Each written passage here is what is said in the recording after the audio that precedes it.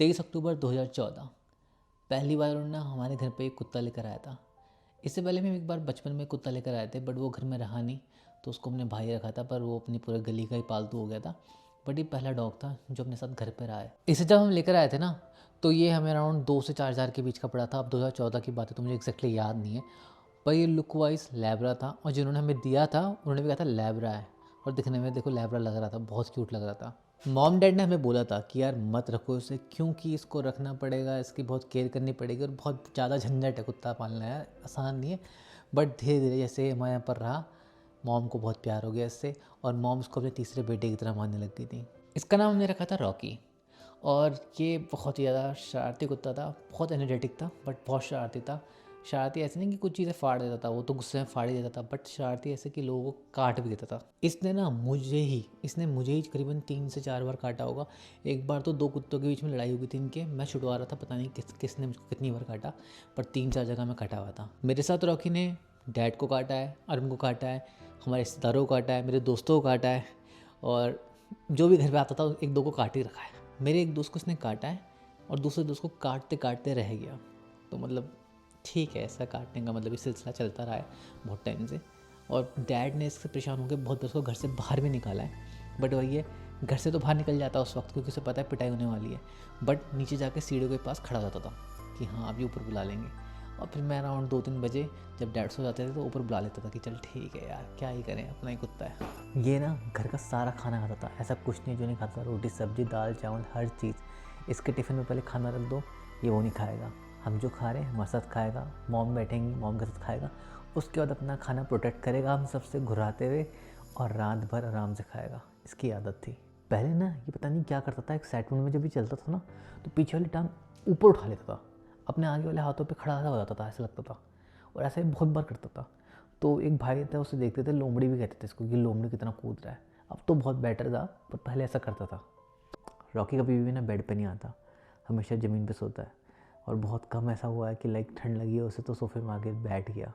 ये फ़ोटो भी जो दिखा रहा हूँ बहुत पुरानी है, वरना उसका खुद का एक बेड होता है जो हर बार हमें चेंज करना पड़ता था, क्योंकि ठंड के टाइम पर उस पर सोता था, गर्मी आते आते उसको फाड़ देता था, तो दोबारा ठंड करने में हमें दोबारा एक और बेड लेना पड़ता था। एक बार हमारे नया घर बन रहा था, डैड मामा जी को दिखाने के लिए ऊपर घर लेकर गए ऊपर, तो ऊपर ना ग्रिल नहीं लगी हुई थी, तो ये कूद रहा था मामा जी के ऊपर कि मिलने के लिए, और एकदम से नीचे गिर गया।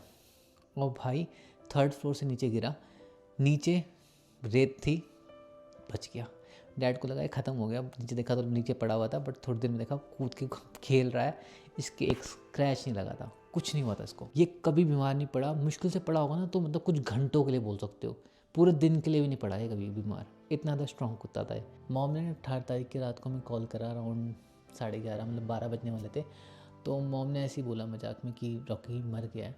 उन्होंने इसलिए बोला क्योंकि ताकि हम थोड़े शॉक हो जाए, मतलब हमें ऐसे शॉक करने के लिए एकदम से, और वो ना खड़ा नहीं हो रहा था। तो मॉम को लगा कि ऐसी मॉम ने बोला, तो मैं थोड़ा सा ऐसे करने लग गया कि अरे उसको देखो यार क्या हुआ है। तो ऐसे देखा, बोला रॉकी, सुनने लग गया, खड़ा हो गया, तो हमें लगा कि ठीक है। फिर थोड़ी देर बाद मॉम ने फिर से कॉल करी, और मॉम इस बार रोने लग गई, और मॉम ने कहा रॉकी मर गया। और मेरे को लगा फिर से मॉम वही मजाक कर रही हैं, बट रो रही थी, तो हमें लगा कि आप मजाक कर रहे हो, दिखाओ चीज़। हमने वीडियो कॉल पर देखा तो वो सही मर गया। हमारे घर पे एक मंदिर वाला रूम है, वहाँ पर गया और वहाँ पर उसकी डेथ हो गई, वहीं लेटा हुआ था। उसके मरने का असली रीज़न तो हमें पता लगा नहीं, बस ये पता लगा कि शायद उसको अटैक आया, क्योंकि ना ही उसके कोई झाग था, ना ही कोई ऐसा दिक्कत थी, पता नहीं एकदम से मतलब ख़त्म। और मेरे को ऐसा लगता था कि लाइक ये बहुत स्ट्रॉन्ग कुत्ता है, लाइक बहुत ज़्यादा, अराउंड समझ लो इसने 11 साल हमारे साथ गुजारे हैं, और एकदम से ख़त्म।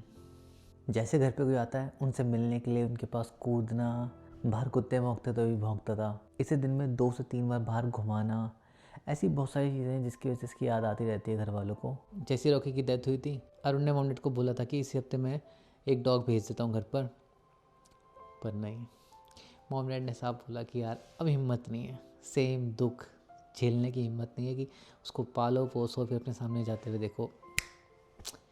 भाई किसी का पता नहीं कब क्या हो जाए, शायद यही है लाइफ, क्या कर सकते हैं। आज तक मेरे साथ खेल रहा था, अब एकदम से चला गया। मुझे सबसे ज़्यादा गुस्सा इस बात का है कि मैं इसके साथ इतने टाइम था, और मैं अभी आया कनाडा, और उसकी इसी टाइम डेथ हो गई। मुझे ऐसा लगता है कि लाइक अगर मैं वहाँ होता तो कुछ ना कुछ शायद कर देता, कुछ ना कुछ तो कर पाता, पर क्या बोले, टाइमिंग भी क्या चूज़ करी मेरे डॉग ने, राइट।